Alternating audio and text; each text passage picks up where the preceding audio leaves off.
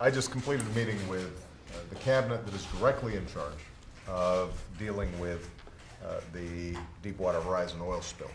From the beginning, we activated 15 agencies for what is now the largest national response ever to an environmental disaster.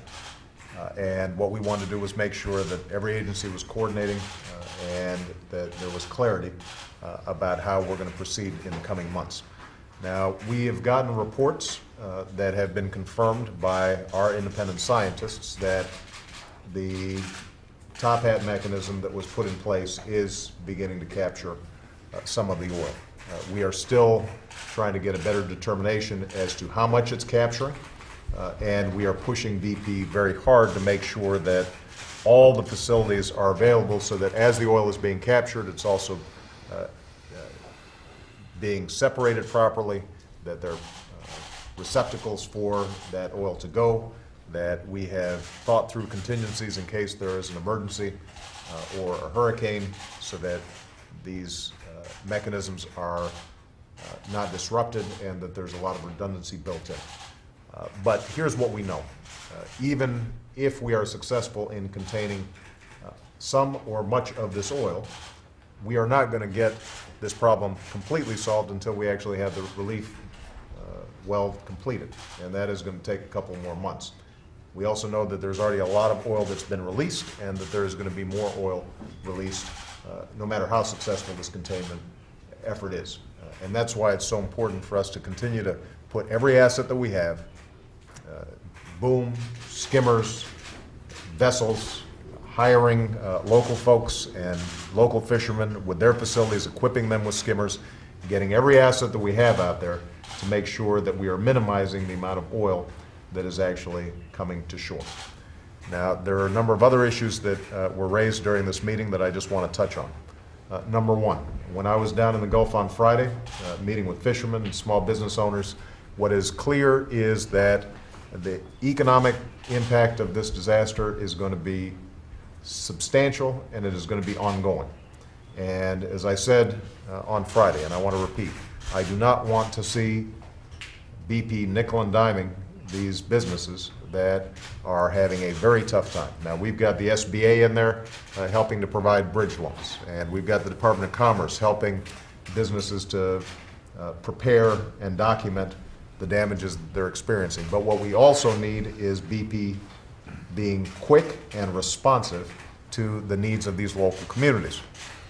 We have individuals who have been assigned specifically to ride herd on BP to make sure that that's happening. We want the people who are in charge of BP's claims process to be meeting with us on a regular basis, but we are going to insist that that money flows quickly in a timely basis so that you don't have a shrimp processor or a fisherman who's going out of business before BP finally makes up its mind as to whether or not it's going to pay out. And that's going to be one of our top priorities, because we know that no matter how successful we are over the next few weeks in some of the containment efforts, the damages are still going to be there. The second thing we talked about quite a bit is the issue of the health of workers who are out there dealing with this spill. So far, we have seen that on shore, we are not seeing huge elevations in toxins in the air or in the water. But that may not be the case out where people are actually doing the work. And we've got to make sure that we are providing all the protections that are necessary. We've put processes in place to make sure that workers out there are getting the equipment and the training they need to protect themselves and their health. But this is something that we're going to have to continue to monitor, because there are a lot of workers out there, and increasingly we're starting to get individuals who may not be experienced in oil cleanup, because we're trying to get an all hands-on-deck process. We've got to make sure that they are protected. Obviously, we're also monitoring very carefully the impact of people who are not working out there, and that's where the Environmental Protection Agency is doing constant monitoring of the air and the water quality, and we are also doing testing on the seafood to make sure that toxins aren't being introduced into the overall population. A couple of other points I just want to make.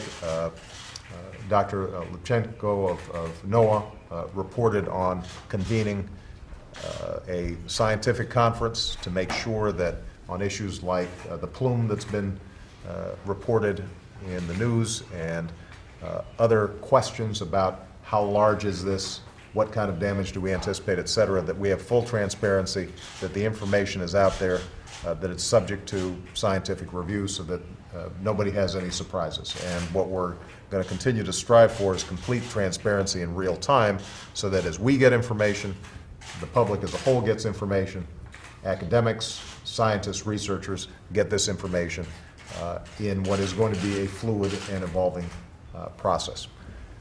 Let me just make one final point, and I think this was something that was emphasized by everybody here, and it's something that I want to say to the American people. This will be contained. It may take some time, and it's going to take a whole lot of effort.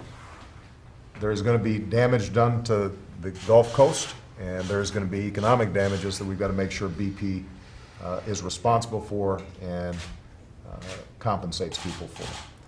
But the one thing I'm absolutely confident about is that, as we have before, we will get through this crisis. And one of the things that I wanted to make sure we understand is that not only are we going to control the damages to the Gulf Coast, but we want to actually use this as an opportunity to re-examine and work with states and local communities to restore the coast in ways that actually enhance the livelihoods and the quality of life for people in that area. It's going to take some time. It's not going to be easy, but this is a resilient ecosystem.